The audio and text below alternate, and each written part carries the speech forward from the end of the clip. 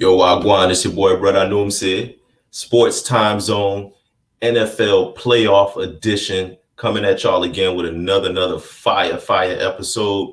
My co-host, Dave, Time Zone Dave, he's not going to be here with us today, but he will be joining us again next week. So we look forward to seeing Dave rejoin us again. He's out on a special assignment today, but he'll be back next week. So y'all lay around for that. But we got a really dope show lined up for y'all today. Of course, it's the NFL playoffs. So, of course, this is the NFL playoff edition of the show. So we're going to go over all of the NFL coaching moves that's happened recently. And it was a whole bunch of them, y'all. So buckle up. It's a whole lot going on with coaches fired, coaches retiring, all types of that, as well as in college football too. So we'll cover all of that, as well as we'll look at some NFL playoff predictions for this opening week that we have coming up for the NFL playoffs. So we're going to break down all of those games and kind of go over the predictions for those. So y'all lay around for that. We also have an NBA injury report.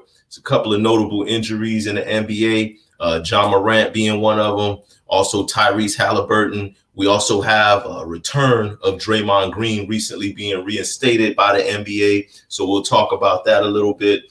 In boxing, we got Francis Ngannou, who's a UFC superstar turned boxer. He's going to be going up against Anthony Joshua, a proven heavyweight in boxing. That's coming up on March the 8th in Saudi. So they signed for that fight, big fight. We'll also look at the LA Lakers record since the in-season tournament and how they've been doing and how the traction is starting to pick up a little bit for them. So we're going to jump right into it. Before I do that, though, salute and shout out again to KE Creations, y'all. KE Creations, if y'all looking for any graphic designs or any type of customized towels, they do socks, they do hats, they do shirts, whatever it is you looking for, they can hook it up. They're responsible for a lot of what you see behind me. So salute once again to KE Creations. If y'all are looking for any customized shirts, socks, hats, towels, rags, whatever it is you're looking for, they got you covered at KE Creations. So y'all lay around for that and support KE Creations as well. Also, salute to my brand new designer that I got for the logo that you see up there.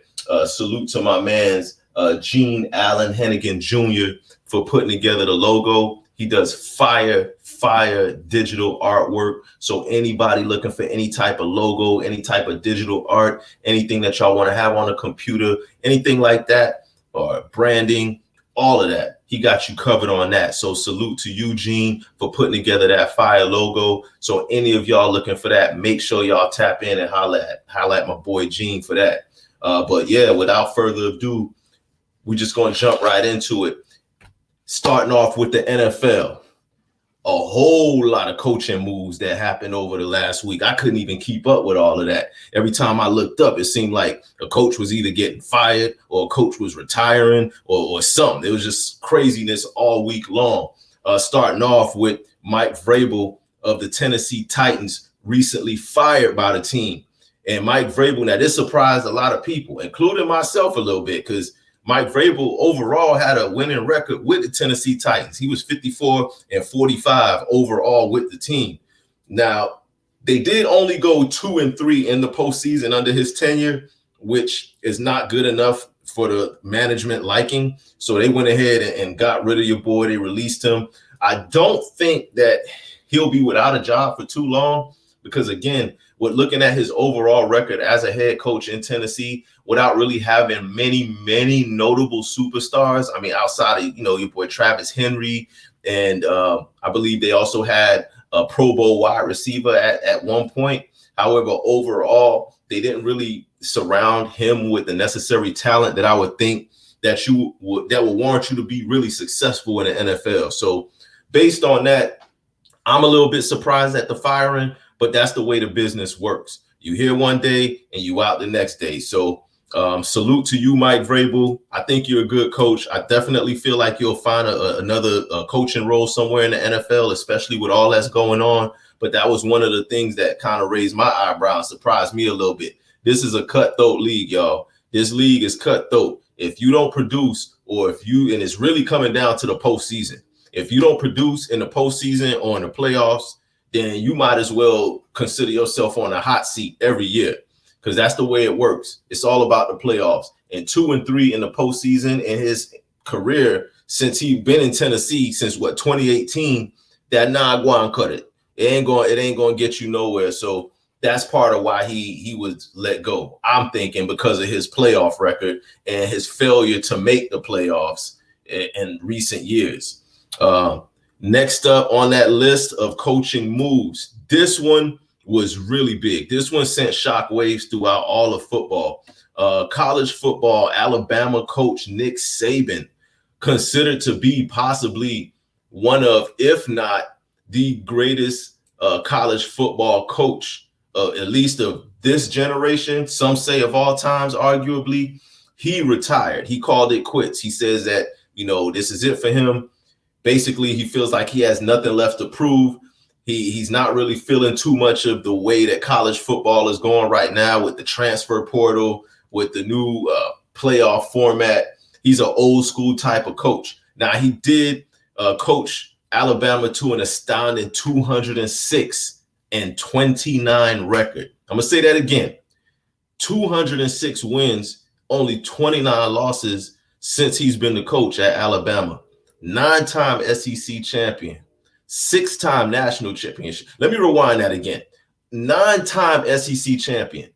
That means he won his conference almost half of the time that he was there as the coach. Every other year, basically, he won the SEC championship. 6-time national champion. That means he was 6 times the greatest football coach in the entire nation. With those kind of numbers and those kind of accolades, I could definitely understand why someone like him would feel like it's nothing really left for him to prove, and it's time for him to go on and get up out of there, spend some time with the wife, go on vacation, kick your feet up, go lay on the beach and get a tan, whatever y'all do after y'all retire, and utilize all the millions of dollars that you done stacked up from doing what you do. It's time to just kick back and enjoy that. Let somebody else come in and step into Alabama and see if they can have any fraction of the success that he had there. Nick Saban also coached the Miami Dolphins for a period of time. So, us Miami Dolphin fans, we also have a place in our heart for Nick Saban. So we wish the best to him in his retirement and his life after football, because there is more to life than football. And I think he wants to experience some of that right now. And I'm sure his family, his wife, his kids and all that, I'm sure they all are excited for him and his next step of his life after football. So salute to you, Nick Saban. Excellent career as a college football coach and a decent NFL coach. Even though he ain't really do much for us when you was with the Dolphins, I'm not going to hate. I'm going to still give you much love and salute you on your way up out the door.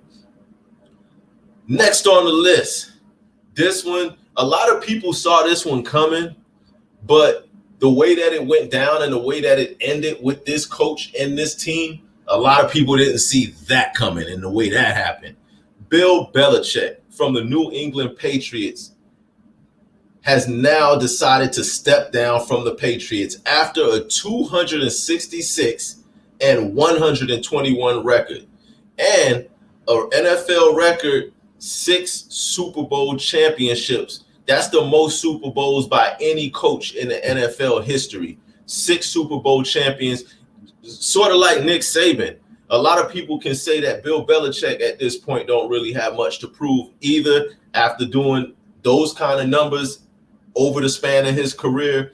But a lot of people also say he had Tom Brady for all of those 6 Super Bowls. And once Tom Brady retired, or once Tom Brady moved on another team, it kind of made the Patriots look a little bit mortal, like they were human. And it kind of, some people feel like it exposed Belichick, because Belichick wasn't putting up all those same wins that he was putting up when Brady was there. So, but you also have to give a lot of credit to coaching, because Tom Brady, though he did win a Super Bowl after he left Bill Belichick, Tom Brady also started to show signs of mortality as well when he went on and moved on to Tampa Bay. So it's one of those situations, I feel like, where the coach needed the quarterback. The quarterback also needed the coach. But irregardless, nobody can take 6 Super Bowls away from Bill Belichick. Those are always going to be his. It's going to go down in history as a coach that coached the most Super Bowl champions of any NFL team. So salute to Bill Belichick for that. He missed the playoffs a couple of times since Tom Brady has been out of the picture. So a lot of people feel like that has a lot to do with it. I personally feel like a big part of it is because he's an older, old school coach, similar to Nick Saban, and he was having a hard time reaching some of these younger, newer players that is on his roster. There was rumors that the roster and the team had already started to tune him out. His style of coaching wasn't really resonating with the players of this era and this generation. They say he lost the locker room and he wasn't really reaching those players. So that leaves a lot to say that, okay, Bill Belichick, you have your style of coaching, but because of the fact that he wasn't really able to adapt and adjust to the roster that he has and the younger players that he has, that could be considered a blemish on his coaching record or resume or however you want to put it. But truth be told, he still has 6 Super Bowl champions regardless of when it happened. So that's something, again, you can't take from Bill Belichick. But a lot has to be said for your ability to adapt. Okay, we understand that you have a certain style that has worked for you for many, many, many years.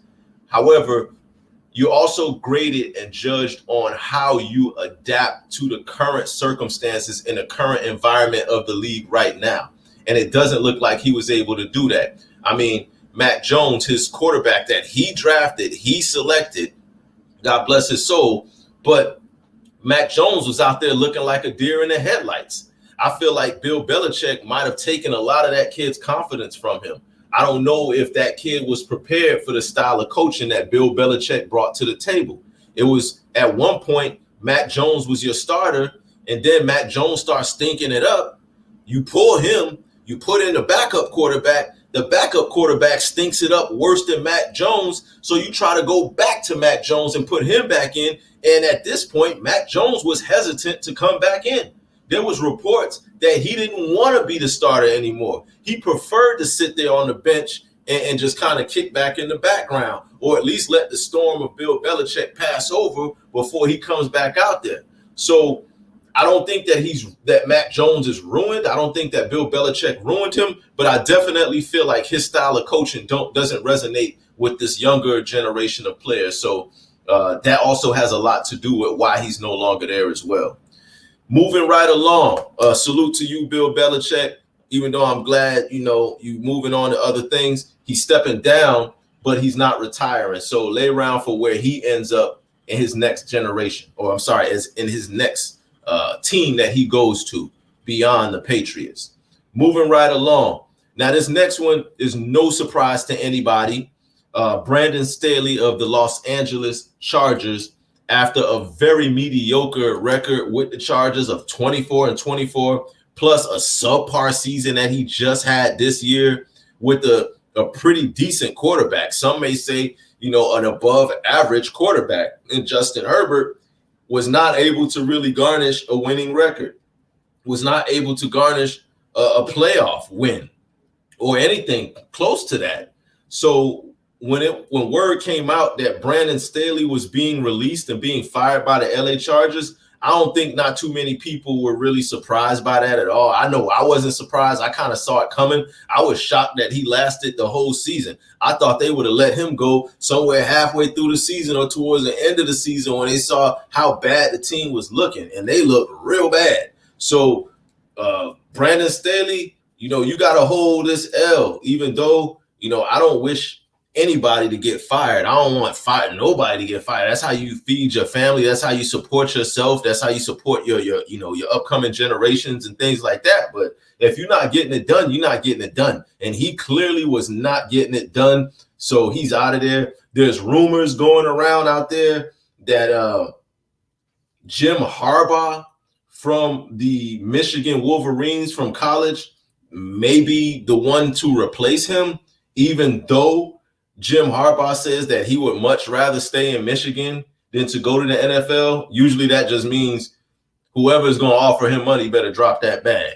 That means they better add a couple of extra commas or a couple of extra zeros on whatever kind of offer they're going to make to him, because money talks and BS runs a marathon. We all know that. So you can talk all of this talk about, yeah, I want to stay in Michigan. Yes, y'all did just win a national championship. Yes, you having all of this success. Yes, you are, the poster child for Michigan. You probably go anywhere in Michigan and eat for free. He can chill wherever he want to chill in Michigan. He cannot be touched. But let somebody in the NFL like the Chargers drop a bag on him. I guarantee you he'll be chunking deuces to the Wolverine fan base and the Wolverine hopeful. So y'all lay around for that. And let's see how that turns out, because I personally feel like if the price is right, he will definitely leave Michigan just like anybody else. If the price is right, they will leave where they at to go and do something else, especially in this business of football. So again, no surprise there with Brandon Staley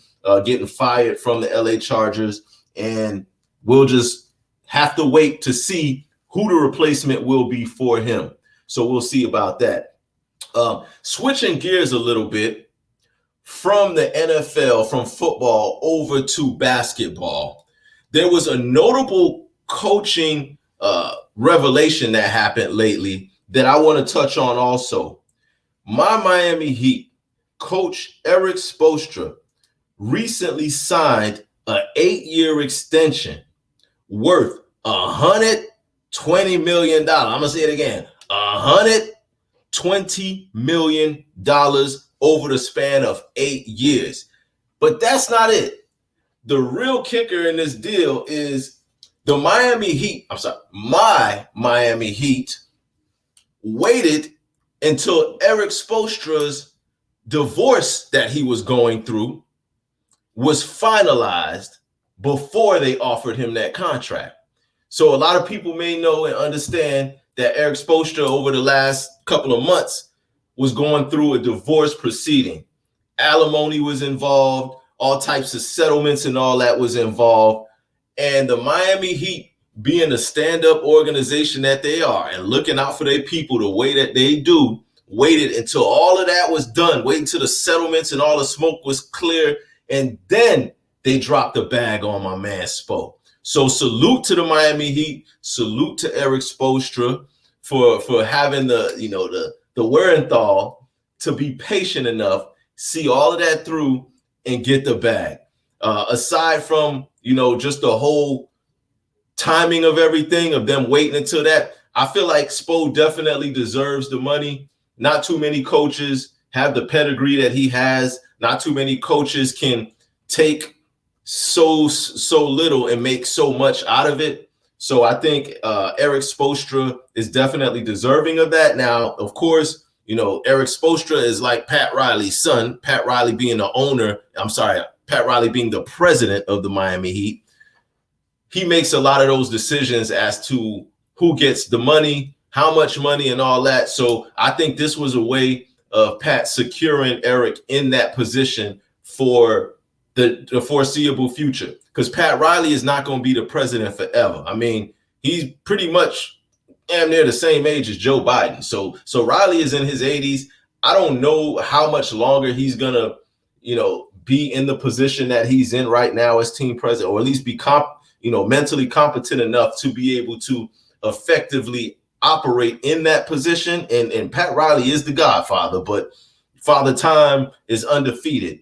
And at some point, he's not going to be there. So I think with him doing that, he secured Coach Spo in that position to make sure that for the foreseeable future, even if Pat Riley's not there, Spo will be there. And he's an extension of Pat Riley. So salute to Erik Spoelstra. Salute to the Miami Heat organization for handling it the way that they did. I was on Facebook and on other little Instagram and looking at other little social media platforms, and a lot of people were saying,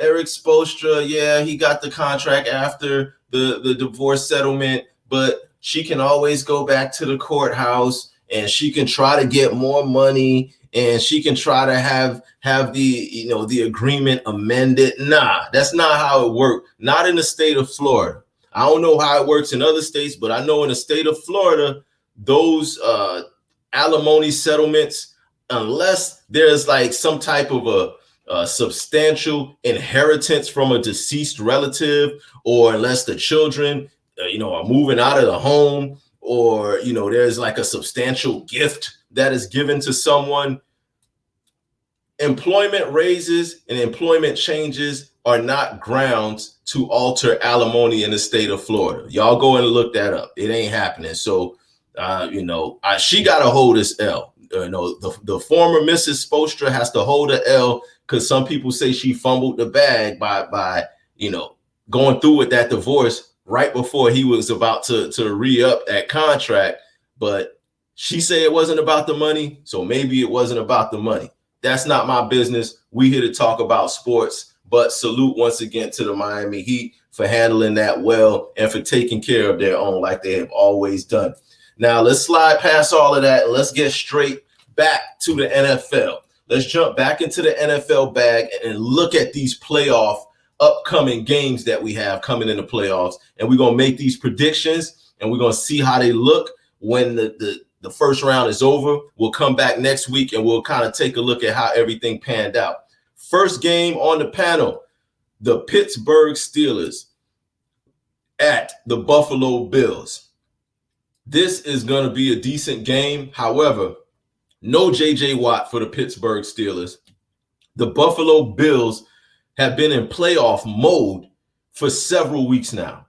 They have been in a win or go home mode for several weeks. They've had to kind of win out their last several games in order to even get into the playoffs. So their sense of urgency has already been at this high level for several weeks now. They're playing their best football at the best time to be playing their best football. I am in no way, shape, or form a Buffalo Bills fan. As y'all know, I told y'all this last episode because, again, they are a division rival for my Miami Dolphins, so I do not like the Buffalo Bills at all. I can't stand them. I don't like Josh Allen. I don't like the Buffalo Bills colors. I don't like their mascot. I don't like Buffalo. Only thing I like about Buffalo is them Griselda boys. Benny the Butcher, Conway the Machine, Westside Gun, salute to y'all, Griselda, Black Soprano family, Ricky Hyde, that boy Heem, all of y'all boys. I love your music. I jam your music every day, but I cannot stand the team. But with all that being said, I got Buffalo winning this game. I got to keep it real. Buffalo is at home. They're playing a high level of football right now. Pittsburgh kind of squeaked into the playoffs, and if they're missing their best defensive player and arguably one of the best defensive players in the league, I just don't see them doing it. Nah, gonna make it. I don't see them being able to get past and overcome all of that. And Buffalo has extreme momentum right now, so I like the Bills in that game. Next game on the panel, my Dolphins. My Miami Dolphins going up against the defending champion Kansas City Chiefs. Man, Dolphins and Dolphin fans, y'all listen to me on this one. The Dolphins put themselves in this position to have to go on the road in Arrowhead where it's going to be 0 degrees, probably the coldest game this whole season, and have to go into Arrowhead and try to win a playoff game. We put ourselves in this position, fellas. We lost 2 of our last 3 games of the season and kind of bottomed out a little bit, and now we have to face Kansas City in their building with 0 degree temperatures. The Dolphins, and we all know this, the Dolphins historically do not play well in cold weather. We just don't play well in cold weather. I know that to be a fact. I duck no smoke when it comes to that. I'm keeping it 100. I'm keeping it real. And I love my team. And I'm the biggest supporter of my team. But keeping it 100, I do not see how we can overcome what we're up against coming up this weekend. I don't see overcoming the temperature. I don't see overcoming Kansas City playing at the level that they're playing right now. I don't see us overcoming some of the injuries we have on our roster. We're not at 100%. We're coming in with a lot of starters that's going to be missing on defense. And I got to also check the injury report as we get closer for the offensive side of the football. This is going to be a tough game.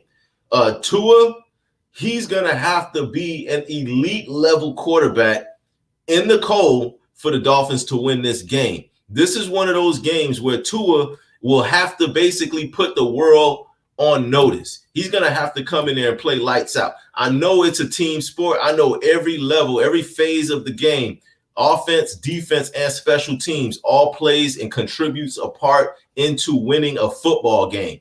But one of the most important positions is the quarterback position. And Tua is going to be going up against a multi-year Super Bowl championship quarterback in a game that is win or go home. These are the type of games that Kansas City is historically good at winning. And these are the type of games that are foreign to Tua and the Dolphins. So with that being said, as much as I love my team, I got to keep it 100. I don't see how we can beat Kansas City with all of the scenarios that I just lined up for y'all. So I know, Dolphin Nation, y'all going to come down on me. I already see y'all in the comments coming at me hard right now. But I got to keep it real, and I have to make the picks based on what I see. And from what I see, I do not see a way, unless Tua has a lights out type of a game, that we can beat this team on the road in the playoffs in that type of temperature. So again, we'll see how it plays out. I hope I'm wrong. I pray that I'm wrong. I pray from the heavens above that that God is smiling on the Dolphins that day, and that we can somehow pull this out. Maybe Tyreek has a ridiculous receiving game against his old team. Maybe our defense plays out of their mind, or just maybe Tua puts the world on notice in this game, and he plays like the MVP candidate that people thought he was earlier in the season. So we'll see how that happens. But again, the Dolphins, we put ourselves in this predicament. We had an opportunity to win the division. We had an opportunity to have a playoff game at home. We actually had an opportunity to win the AFC. We had a chance to have a first round bye. All of that kind of went down the drain over the last couple of weeks of the season. Some of it due to coaching, some of it due to injuries, some of it due to quarterback play, some of it due to poor defense. But bottom line is, we kind of collapsed and bottomed out towards the end of the season, and that's why we're in the position that we're in now. So let's see what happens. Moving along past that, I'm ready to get right past that. I don't even want to talk about that no more right now. The Browns versus the Texans. I really like CJ Stroud. I really love CJ Stroud and the way he's been playing recently. I had an opportunity to watch them play in the last game there last week, and he is the real deal. He's the real deal, and he's going to be around for a good minute when it comes to being in the playoffs, when it comes to playing in big-time games. I like what I see from him. I like his poise. I like his pocket presence. I like the way he moves in the pocket. I also like the way he gets the ball down the field. He throws a beautiful ball. With all that being said, I definitely like the Texans. The Cleveland Browns, of course, they're playing without their starting quarterback. So the fact that they even made the playoffs, period, is a shocker and a surprise to a lot of people. But they did squeak in, and they're playing for the opportunity to get to the next round. So salute to them. I just don't see it really happening. So I'm going with the Texans on that game, and I like Houston to win that close game, but I like Houston to kind of pull away with that one and take that one. So that looks like that's the AFC side of the NFL. Now, flipping the script over to the NFC, we got Green Bay versus the Dallas Cowboys. Dallas did win their division due to Philly having a late season collapse. I mean, Philly turned into hot garbage overnight. Them boys turned into a pumpkin at midnight, and I don't know. I can't even much recognize Jalen Hurts. Jalen looked like he's playing hurt. Like, I don't know what that is or who that quarterback is out there for them. And that team overall, their coaching, they have just been bad over the last couple of weeks. My co-host Dave predicted that those boys might be one and done.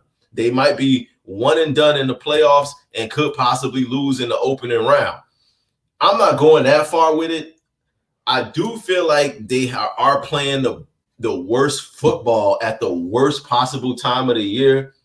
I don't know. I don't know about Philly. We'll get back to them in a minute. But as far as Green Bay versus Dallas, Jordan Love he's been balling out.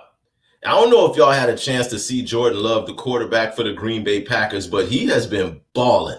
And he's starting to show why Aaron Rodgers did not want to mentor this kid, because Aaron Rodgers knew that this kid was the real deal and he could throw some nice balls. He can lead a team, and now he's starting to come around and he's putting a lot of people on notice who overlooked him. So it just kind of feels like, similar to the Buffalo Bills, I see Green Bay also playing their best football right now. At the best possible time of the season. They're playing their best ball, and Jordan Love is playing some of his best football, his poise, his presence, his mobility. He's a great pocket quarterback. He also has the ability to make throws sidearm. He makes throws, back shoulder fades. He makes throws off his back foot. He's making incredible throws, and he does not have a plethora of receivers. I can't really even name half the receiver or any of the receivers that Green Bay has, but Jordan Love is doing his thing. With that being said, I like Green Bay to go on the road and win this game and also put Jordan Love on the map. This is the game that the world will recognize who Jordan Love is. These type of games, when you are in your first playoff game on the road in a hostile environment, these are the games that create your name. And I think he's ready. Even though he's young and he hasn't been here, my eye test tells me that he's ready and he could potentially upset the Cowboys. So this may be the upset pick of the playoffs. So I'm going with Jordan Love and the Green Bay Packers on that game. Don't at me. Y'all can holler at me in the inbox. Y'all can whatever. I know all y'all Cowboy fans going to come at me and try to come for my head, but man, I give out blood clot right now. I like Jordan Love, and I think he's going to beat y'all. So, yeah, I said it. And if you got issues, then get in the comments and let me know. Next up, the LA Rams versus the Detroit Lions. Oh, man, West Coast versus the D. LA versus Detroit. So first of all, salute to everybody I know out there in LA on the West Coast. Shout out to my cousin Ray. Shout out to everybody on the West Coast. Tari, all of y'all. West Coast, much love. And all my people in the D, what up, though? 313 in the building. Salute to everybody. This has been a magical season for the Detroit Lions. From the very giddy up, from the jump, when Detroit beat the champions on the opening game of the season, I said there's something special about this team this year. This team looks different. The energy feels different. The vibe feels different. And it just feels like it's going to be a special season for the Detroit Lions. I don't know if it's, all the way to the Super Bowl special, but I definitely feel like them having their first playoff game since 1993 in their building is going to bode huge for them. That city is going to be on fire. The crowd is going to be electric. The energy is going to be crazy in that game. And the way that the Lions have been playing throughout this season, just consistently throughout the season with the energy and the attitude they embody their coach, I definitely see the Lions pulling this one off at home. I like the Detroit Lions to win this game at home in their building. Again, it's their first home playoff game since 1993. Most of y'all wasn't even born in 1993 yet, or maybe y'all was like little toddlers or whatever. But that was a long time ago. That was a long, long time ago. So the electricity that's going to be in that building and around that city, it's going to be crazy. It's going to be crazy. It's going to be hard to beat a team like that, especially a team that's playing that well. So, yes, I'm going with the Detroit Lions to win that game.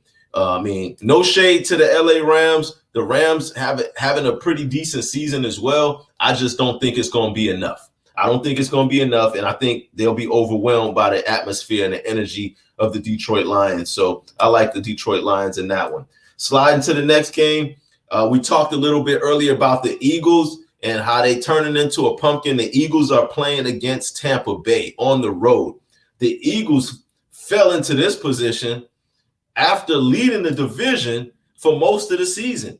The Eagles were winning the division for pretty much all this season up until the last few weeks when they turned into a pumpkin and started stinking it up like hot garbage. Like I was saying, they're playing their worst football at the worst possible time to be playing your worst football. You don't want to go into the playoffs playing like trash. And these boys are playing like straight trash right now. So most people, like my co-host Dave said, he don't even feel like they're going to win their first round game. And again, they're on the road. So the Eagles have to go down to Tampa Bay and win a game on the road in order to advance to the next round of the playoffs. That's going to be a tough order.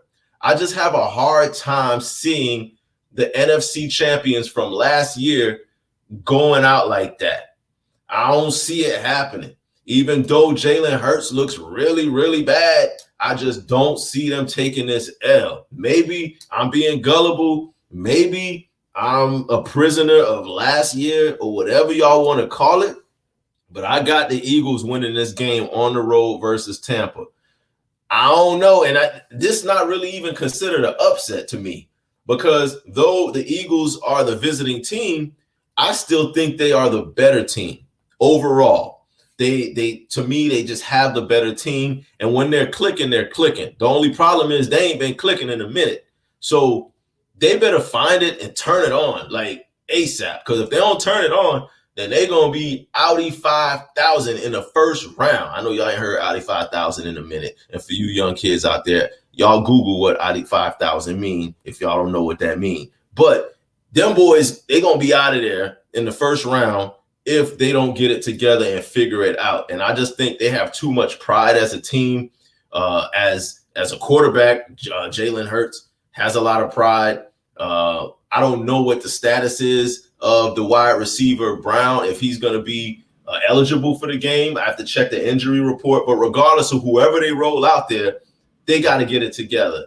And my pick is that the Eagles will get it together and that they will win that game in Tampa Bay. So I like the Eagles over Tampa Bay in that game.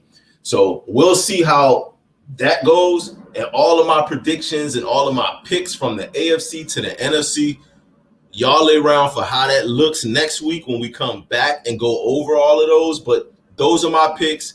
Y'all can go ahead and stamp me on all of that. And y'all can at me if y'all need to. Get at me in the comments if y'all need to. Also post your predictions. Who y'all think is going to win all of these games? Just go ahead and put it in the comments and let me know what y'all think.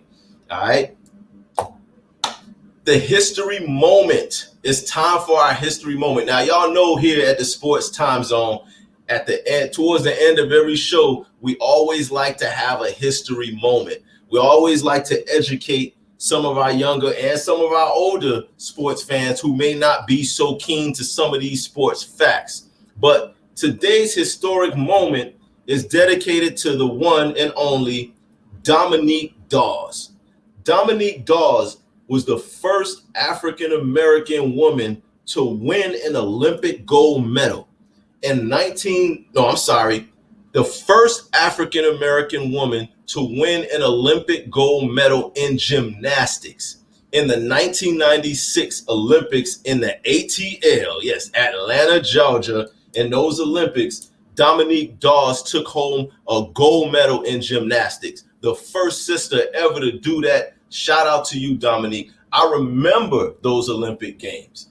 Now, I was young, but I still remember those Olympic Games, and I remember her whole routine and how she electrified the crowd and how we had never seen anything like what she was doing on that grand of a stage.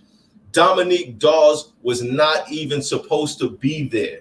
She was a replacement for another gymnast on the U.S. team who was injured and could not continue or could not go on. So Dominique Dawes stepped in, and not only did she step in, she took that opportunity and ran with it by winning a gold medal that nobody thought she was going to do.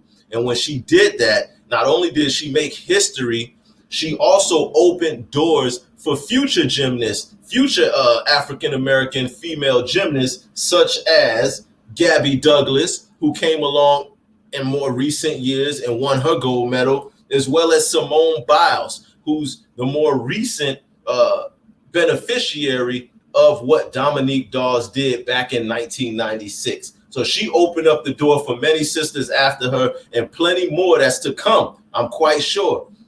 Jordan Childs, she's also an exceptional gymnast that we'll probably see in the next Olympic Games. But Dominique Dawes, we salute to you for being the first and for making history and also being a part of sports history forever and ever. That's something nobody will ever be able to take away from you. And salute to you for bringing home the gold in ATL back in 1996. Any of y'all remember Dominique Dawes and remember her performance? Y'all share some of that in the comments too. Share some of that in the comment section. Any memories y'all have of Dominique and that performance that she had. Me personally, I think it was the best gymnastic performance of any female athlete that I've ever seen up to date. No disrespect to Gabby, no disrespect to Simone, all in your own right, all-time great to yourself. But the first, to me, was the best. And shout out to you, Dominique Dawes. All right, so wrapping up now, we're going to jump into our 2-minute drill and kind of rapid fire go over a few notable sporting events and updates that's happened over the recent week, starting with the Draymond Green suspension is now over. That's right. After 12 games, the NBA has reinstated Draymond Green back into the NBA. So he's able to practice again. He's able to travel with the team. He's able to do everything that a teammate can do with their team after serving his 12-game suspension. It was said that he was considering retirement. You know, he cried about it. He had his coach come over the house and had to console him. He crying in his coach's arms. The league commissioner, Adam Silver, even had to kind of talk Draymond out of wanting to retire, even though it's kind of hard to believe Draymond was really going to retire with something like $100-something million still left on the table. I just don't know how real he was about that. But needless to say, he's back, and the Golden State Warriors could definitely use him because they've been looking pretty bad since he's been out. So hopefully with Draymond coming back, that gives them a little boost and gives them the emotional jump that they need as a team to kind of get back into a more competitive nature. Because right now they talking about trade anybody but Steph to make this team better. So let's see how they look once Draymond gets back, and then we'll be able to have a better assessment. So Draymond, good to have you back, brother. Salute to you. I'm happy to see you back on the court. I personally feel like the NBA is a better place when you're there. A lot of y'all ain't gonna agree with me, but I really give a rise, Clyde. How you feel? Yo, Draymond is one of the all-time greats. So salute to you, Draymond. Good to see you back. Ja Morant has a shoulder injury, and he's going to be done for the season. This is crazy because Ja Morant suffered a suspension as well. He started the season off with a suspension, and he literally just came back from that suspension. He played a few games, and within that span of time, he injures his shoulder, and now he's having season-ending shoulder surgery. So, Ja, I hope you recover well. We hope to see you back on the court next season, back and better than ever. Your team was starting to play better since you've been back. So let's just see if y'all can keep that same energy in Memphis without Ja for the rest of the season. Somebody else going to have to step up. Maybe they, sign a free agent point guard. Maybe they pick up somebody, or maybe somebody else on the team is just going to have to step up and fill in those shoes. So salute to Ja. And salute to the Memphis Grizzlies. M-Town, what up? Tyrese Halliburton.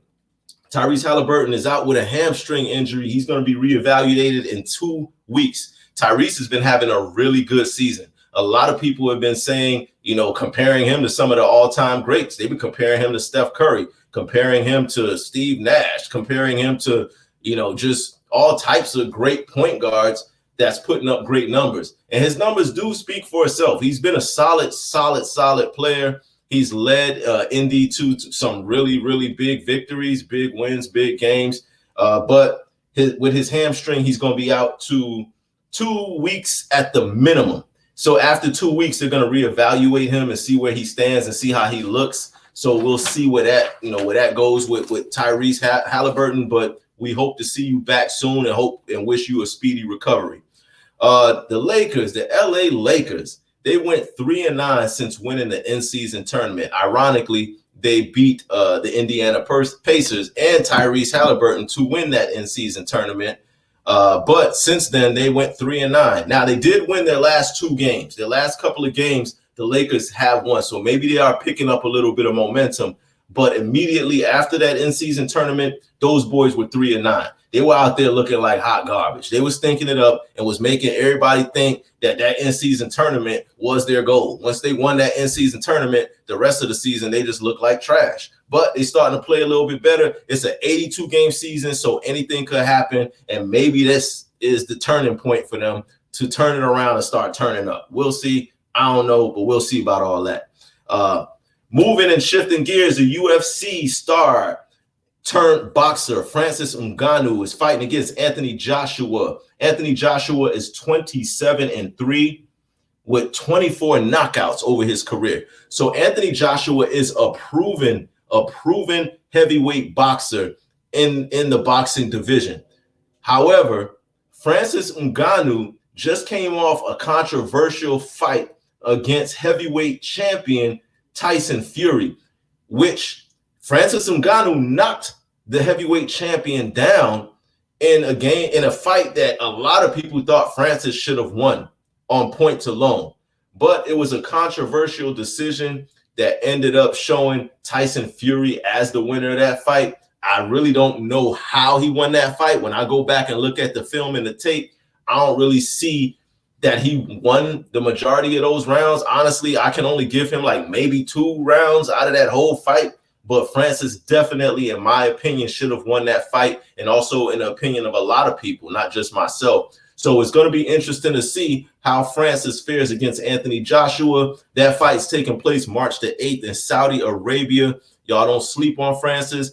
Also, don't sleep on Anthony Joshua because, again, he's a proven heavyweight fighter in this game. So we're going to see how that turns out. I'm looking forward to it. I'm excited about it. So we'll see how that goes. Tyson Fury again.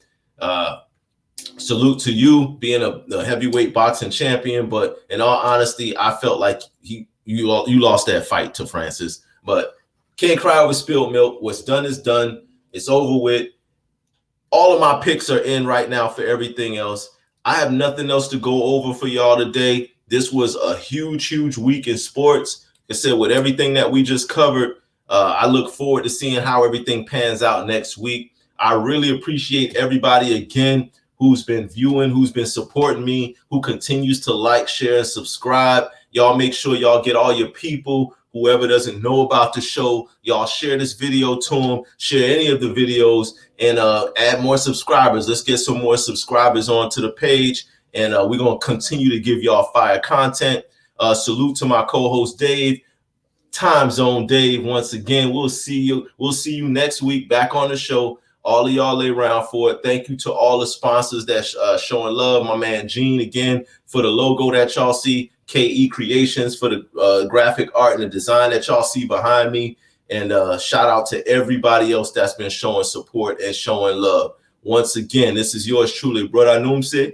This is the Sports Time Zone podcast, the only podcast out there giving you 2 different generations perspective on sports and sports topics. And we will see y'all next week, Wednesday, 8 p.m. Eastern time. Make sure y'all lay around for it. Make sure y'all tune in. Brother Numse, out.